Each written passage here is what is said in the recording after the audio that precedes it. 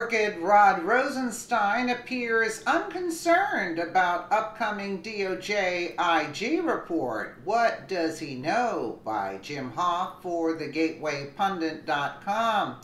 Crooked and corrupt Assistant Attorney General Rod Rosenstein is currently showing no signs that he is concerned about the upcoming release of the Department of Justice's DOJ's Inspector General report on the Hillary investigation.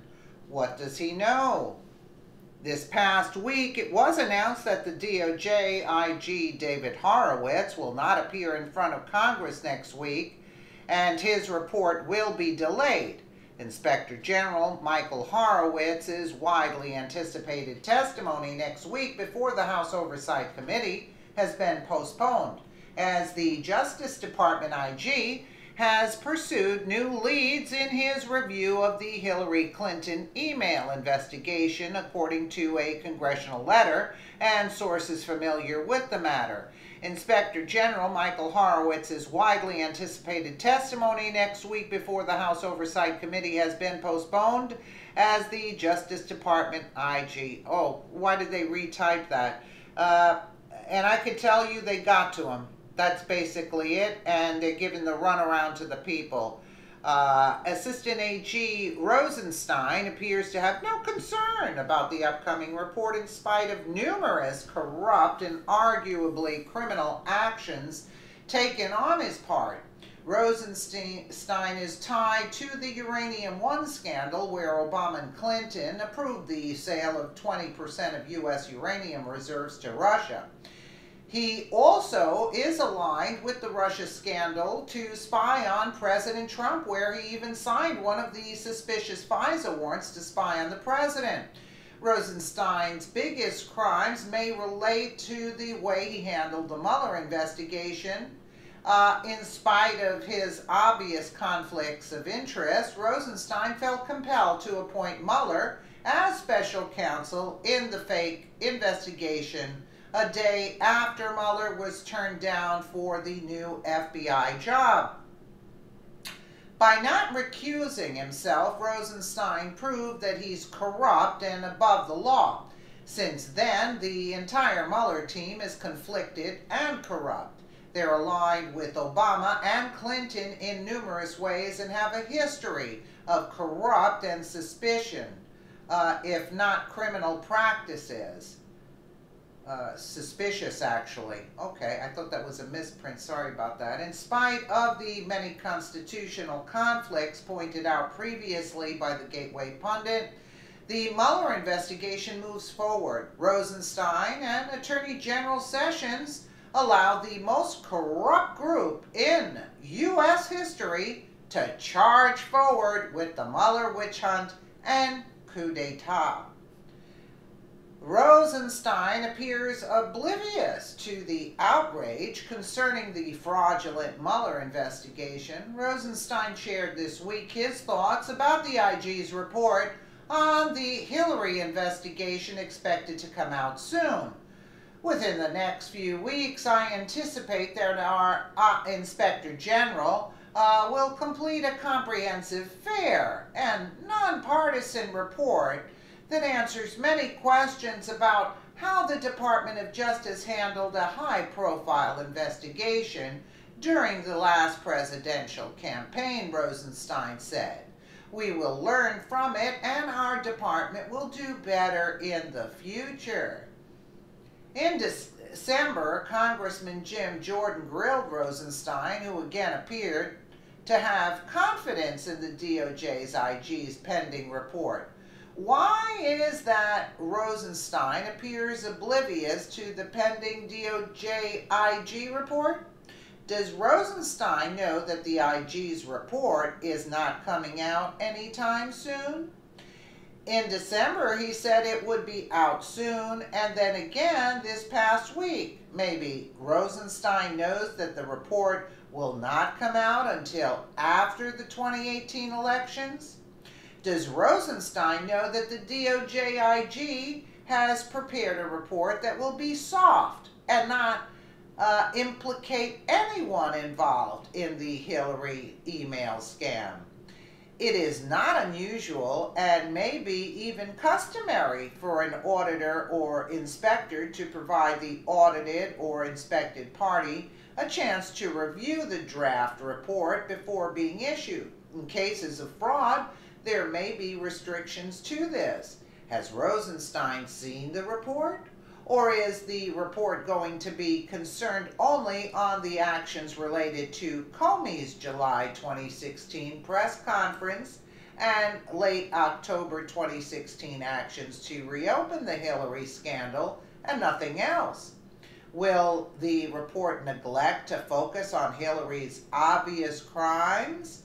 As every day passes, it becomes more and more clear that Rod Rosenstein is one of the most corrupt individuals in U.S. history.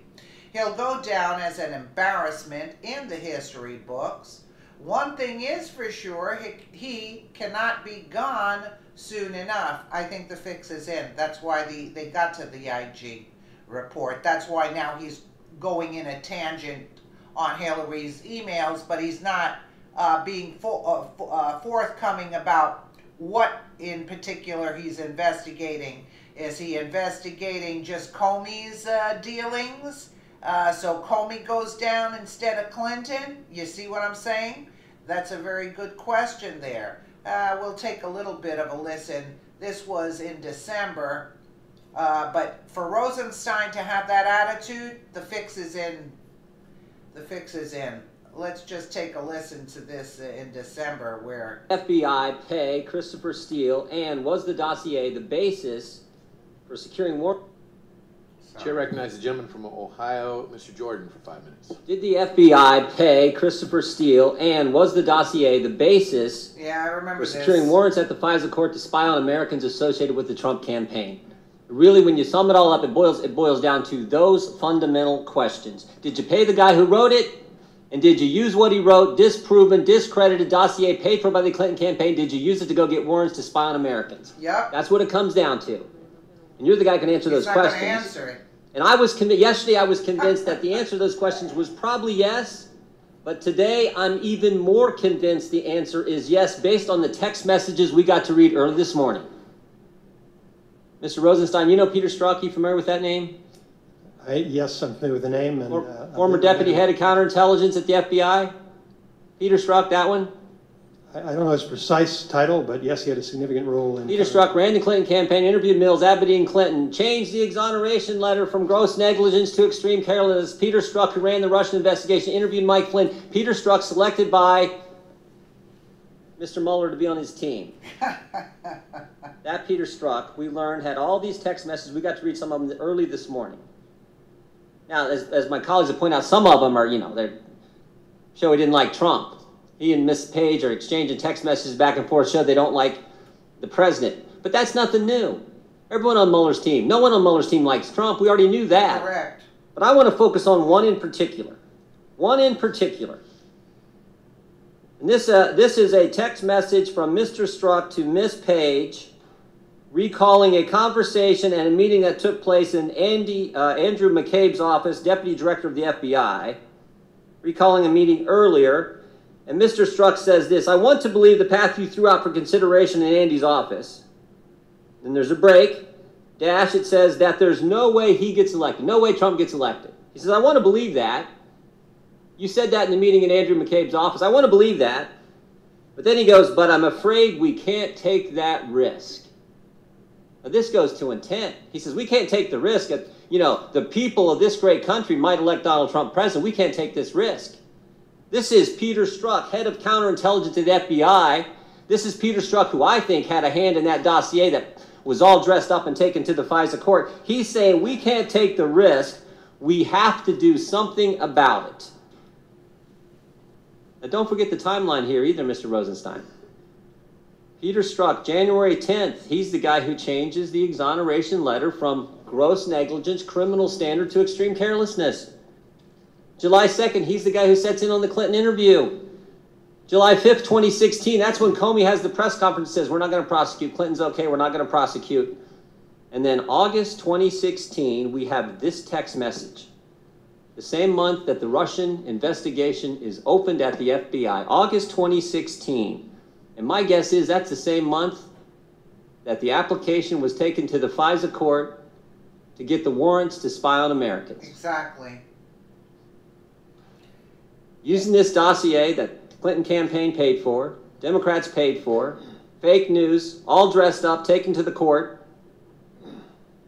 So I got really just a couple basic questions. Because it seems to me if the answer to any of those two questions, if the answer is yes, if you guys paid Christopher Steele at the same time the Democrats in the Clinton campaign were paying, or if you took the dossier, dressed it all up, took it to the FISA court, and used that as the basis to get warrants, and now we have intent in this text message saying, there's another text message, my colleague referenced it earlier, where Mr. Strzok says, I can protect our country at many levels. Says it with all the humility he could muster. I can protect our country at many levels. This guy thought he was Super Agent James Bond at the FBI. He wasn't, when he said protect our country, you know what he was saying? He couldn't write it in the text. He was saying, we will protect the deep state. Do you see what I'm saying? But he couldn't write that in the text. He's not that stupid, you see? This is obvious. I'm afraid we can't take that risk. We can't. There's no way we can let the American people make Donald Trump the next president. I got to protect our country. The deep state. This is unbelievable. And I'm here to tell you, Mr. Rosenstein, I think the public trust in this whole thing is gone. So it seems to me you got two things you can do. You're the guy in charge. Drink water there. You're the guy who picked Mueller. You're the guy who wrote the memo saying why you needed to fire Comey. You're the guy in charge. You could disband the Mueller special prosecutor, and you can do what we've all called for. Appoint a second special counsel to look into this, to look into Peter Strzok, Bruce Orr, everything else we've learned in the last several weeks. The guy wants to live.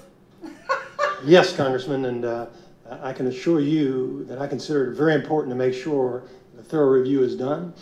And our Inspector General is doing a thorough review. That's how we found those text messages as part of that review. Let me, you've given that answer like 15 times. Let me ask you. The guy wants to live. Do you see what I'm saying? He doesn't want... How could he do that? You know what the Clintons and the deep state would do to him if he ended the Mueller investigation and started investigating the deep state? He wouldn't be around for very long. To this. Are you concerned? I mean, this is what a lot of Americans are believing right now, and I certainly do, that the Comey FBI and the Obama Justice Department worked with one campaign to go after the other campaign. That's what everything points to. Think about what we've learned in the last several weeks. We first learned they paid for the dossier, then we learned about Peter Strzok, and last week we learned about Bruce Orr and his wife Nellie. I mean, this is unbelievable. So what's it going to take to get a second special counsel to answer these questions and find out, was Peter Strzok really up to what I think he was? I think it's important to understand, Congressman, we have an Inspector General who has 500 employees and a $100 million budget, and this is what he does. He investigates allegations of misconduct involving department employees. That review that he is conducting is what turned up those text messages. It will also involve interviews of those persons and of other witnesses. So we're looking forward to his report, and we've met with Mr. Horowitz, and we're anxiously awaiting that report. But that doesn't dismiss the fact that the country thinks we need a second special counsel. 20 members of this committee, the Judiciary Committee with primary jurisdiction over the Justice Department, thinks we need a second special counsel. All kinds of senators think we need a special counsel.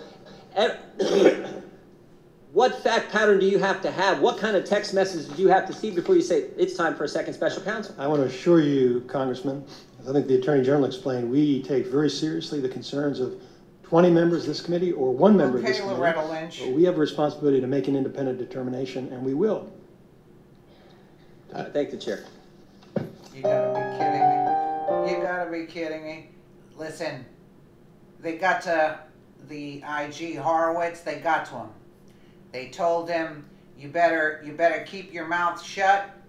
You better keep your mouth shut and act like just detract. Of course, why do you think Sessions is not going after them? Why do you think Sessions is not? Why do you think Rosenstein isn't? Now Horowitz is backing off, pretending to go, he's not going to go in front of the House Oversight Committee or wherever he's supposed to go to, what committee, to testify.